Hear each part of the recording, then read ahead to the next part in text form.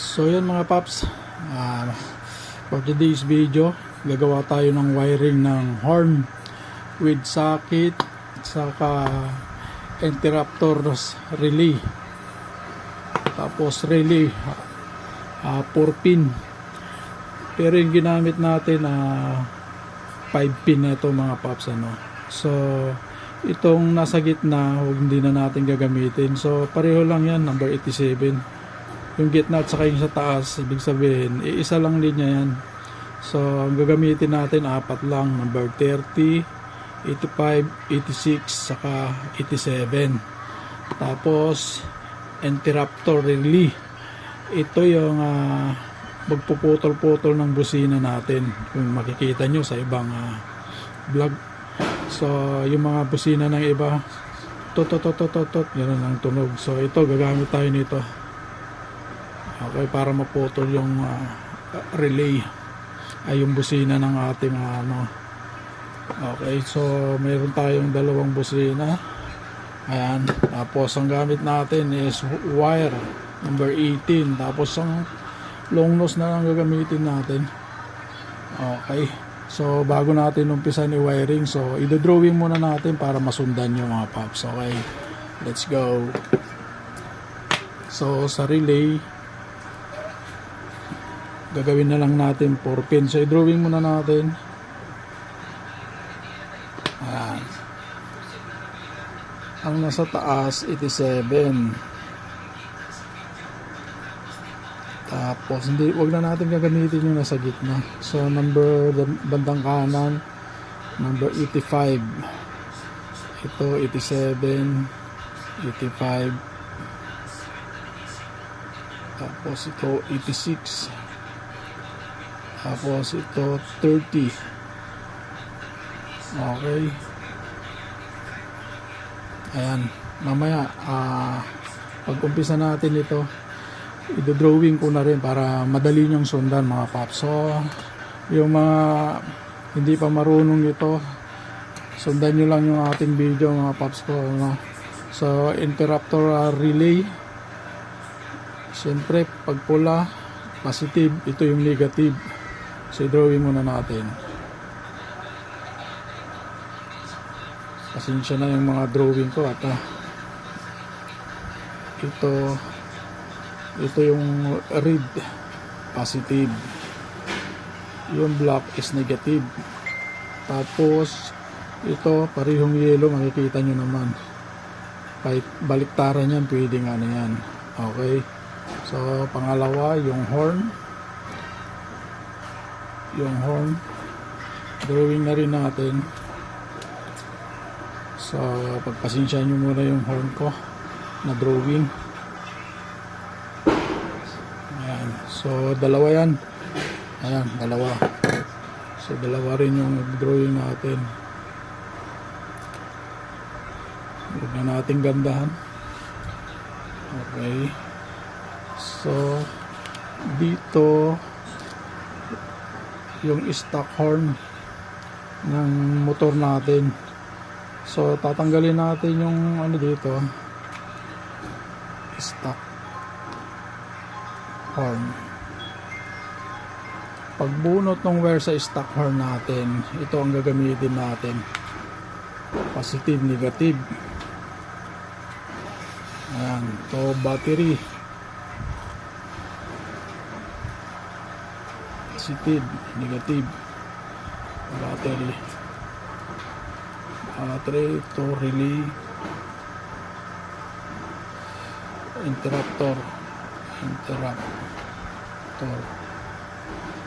to, so horn 1, horn 2, okay. So ayan, medyo hindi makita yung isa dun, so wiringan na natin mga paps.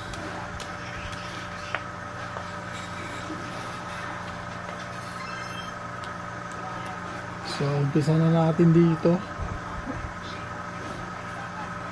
muna tayo sa papuntang stock horn, tapos interruptor, okay. Nakita nyo naman, dalawang yellow, itim at saka pula, positive, negative. Ito yellow. Dito pwedeng magkabaliktad ito. Kailangan ito natin positive natin sa stock horn. So wiringan natin sa pamamagitan ng okay. Ngayon ito yung papuntang stock horn na hinugot natin, positive sa positive. Ayan.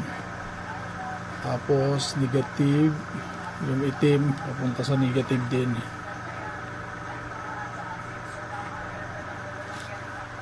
So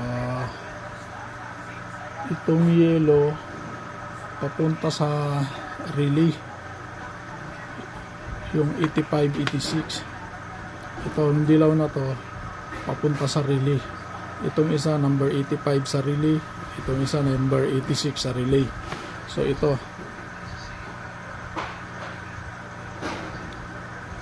'85,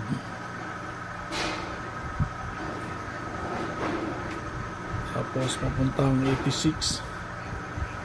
Okay, ito yun, 1 and 2. Ngayon itong number 30 papuntang battery, ito. So battery sa positive. So gagawa tayo kukuha tayo ng dito,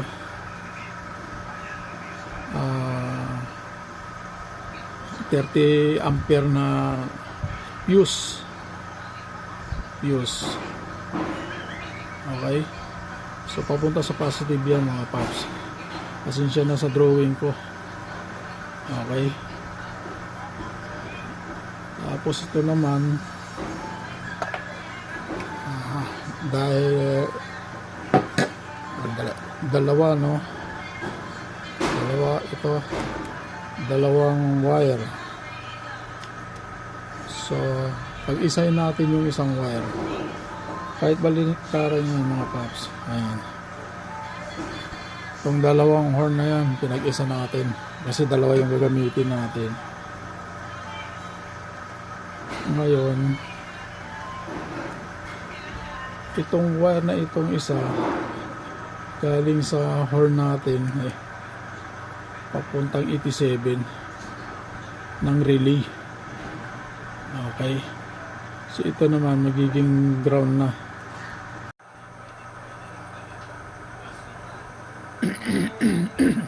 Sa akin kasi gagamit ako sa may ground na, sa ground ko na kinakabit yung mga body ng mga motor nyo. Okay, so yun lang, tapos na, diba? Ganun lang gagawin nyo. Ayan, medyo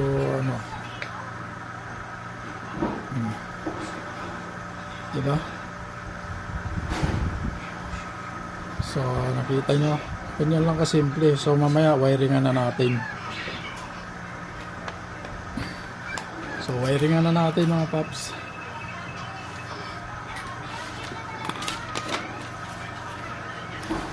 Ayan. Okay, so lagyan na natin ng wire number 30, tapos number 86 ng relay, tapos number 85.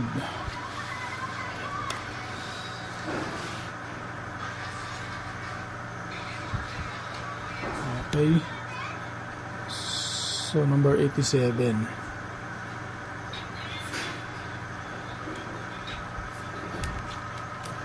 Maluwag, kailangan natin higin natin ng konti. Okay, 87. Tapos ito, ayan, isa sa wire. Kahit baliktaran naman ito mga paps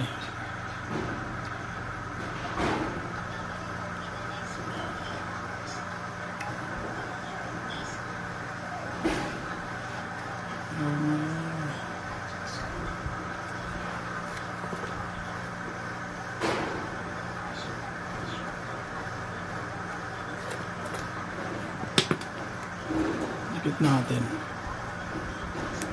Kailangan hindi maluwag para maganda yung pagkabusina niya. So ito isa rin kulay blue, sa kulay blue at sa kulay blue magkasama yan mamaya.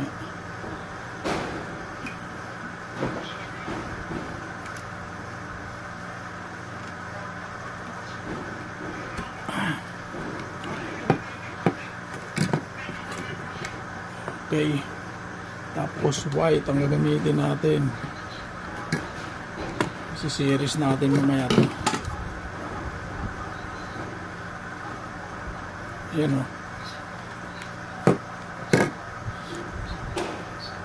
So ngayon, white sa white, pagdugtungin na natin. Tapos blue sa blue ng horn.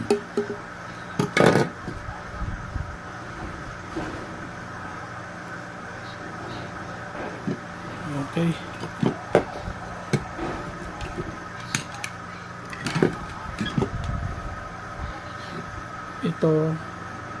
Ito yung ground. Ito yung ground isa. Ito yung gawin natin ground. Ito na papuntang relay number 87.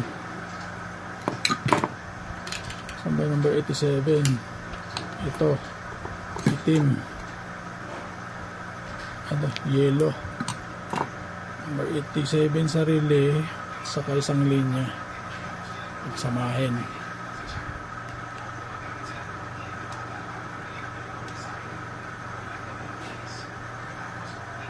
Tapos interruptor, yung isa papuntang relay 86, yung isa naman papuntang relay pa rin na number 85.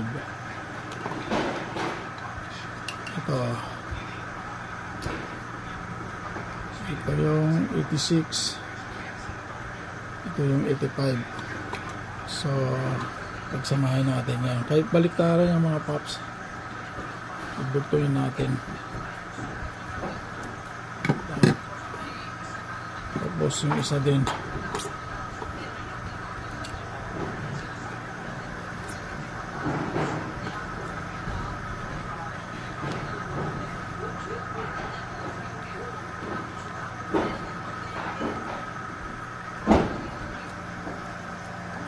yan. Ito papuntang Stockholm. Okay, gano'n lang kasimple.